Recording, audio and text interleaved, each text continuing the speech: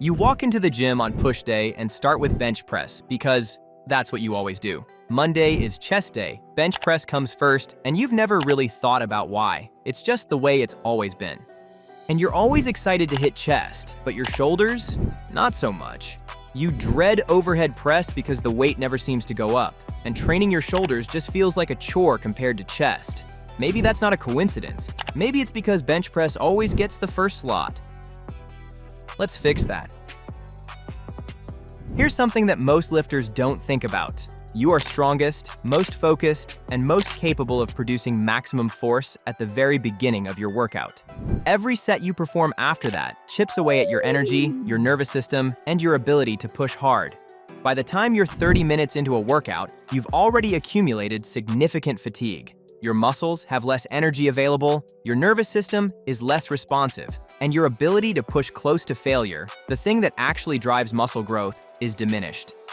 This means the exercise you do first gets your peak effort. It gets your highest force output, your best form, your most focused energy. The exercise you do last gets whatever's left over. And this isn't a small difference. The quality of your first exercise compared to the last one in your workout is dramatic. A set of overhead press done first in your workout with full energy and focus will produce significantly more stimulus than the same set done 40 minutes later when you're already fatigued from all your other push day movements.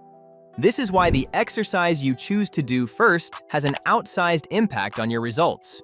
Whatever muscle group you prioritize at the beginning of your workout is going to grow the fastest. Whatever gets pushed to the end is going to lag behind. So how should you choose your first exercise? The most important thing to remember is that your first exercise should always be a compound movement. Compound exercises like bench press, overhead press, squats, barbell rows, pull-ups, and deadlifts work multiple muscle groups at once and allow you to move the most weight. These are the exercises that drive the majority of your muscle growth. Starting with a compound movement also makes sense from a safety perspective. Heavy compounds require coordination, bracing, and solid technique. You want to do these when you're fresh and mentally sharp, not after you've already burned through your energy on isolation work. A fatigued lifter attempting heavy squats or deadlifts is much more likely to have their form break down and injure themselves. Isolation movements like lateral raises, curls, tricep pushdowns, and leg extensions should always come after all of your compound movements are done. These exercises target one muscle group, use much lighter weight, and don't require the same level of coordination or full body effort. Fatigue doesn't affect them nearly as much, and they're much safer to perform when you're tired. Think of it like this. Compound movements are the foundation that builds the majority of your muscle. Isolation movements are the detail work that fills in the gaps. You always pour the foundation first. Now here's where it gets interesting, and where most lifters make a subtle but costly mistake. If you always start push day with bench press, your chest is always getting your freshest, strongest effort. Your shoulders and triceps are always getting the fatigued version. Week after week, month after month, your chest keeps growing while your shoulders quietly fall behind. The same thing happens on pull day. If you always start with barbell rows, your mid-back and lats are getting the priority stimulus. And if you never start with a vertical pulling movement like pull-ups, you'll end up weaker on that movement pattern. Over time, this creates imbalances, not because you're doing the wrong exercises, but because one muscle group is always getting the A+ effort while another is always getting the B-. The fix is straightforward. Rotate which compound exercise comes first. On push days, switch between starting your workout with a chest movement and a shoulder movement. This way, your chest and shoulders both get the first exercise advantage on a regular basis. On pull day, switch between starting with a vertical pulling movement and a horizontal one.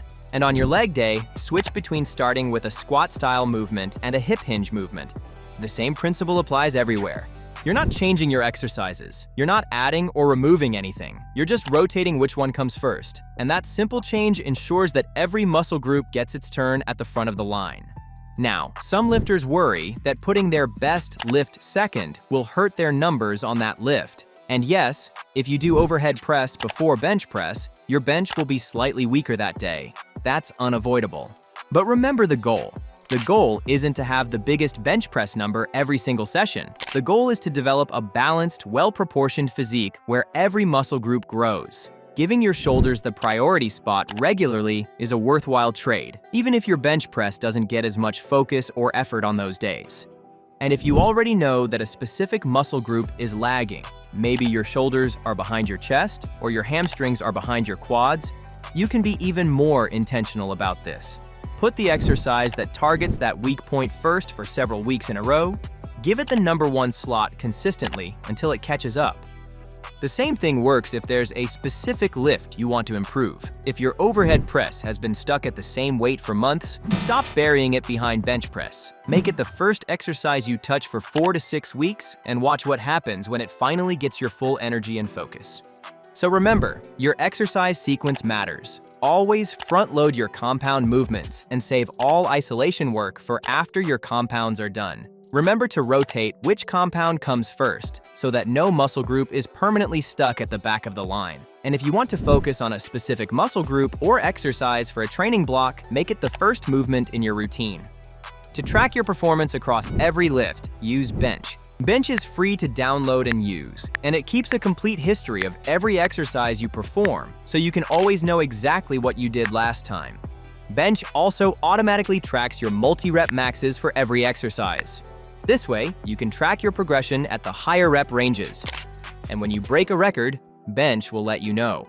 And Bench automatically calculates your weekly volume across all the muscle groups and for every exercise, so you can be sure you're hitting all the muscle groups evenly. It's the perfect tool for lifters who want to train smarter and build a balanced physique. Bench is completely free to download and use and is available on both iOS and Android. I'll leave a link in the description so you can download the app. Thanks for watching. If this video helped you, hit the like button and subscribe for more videos like this.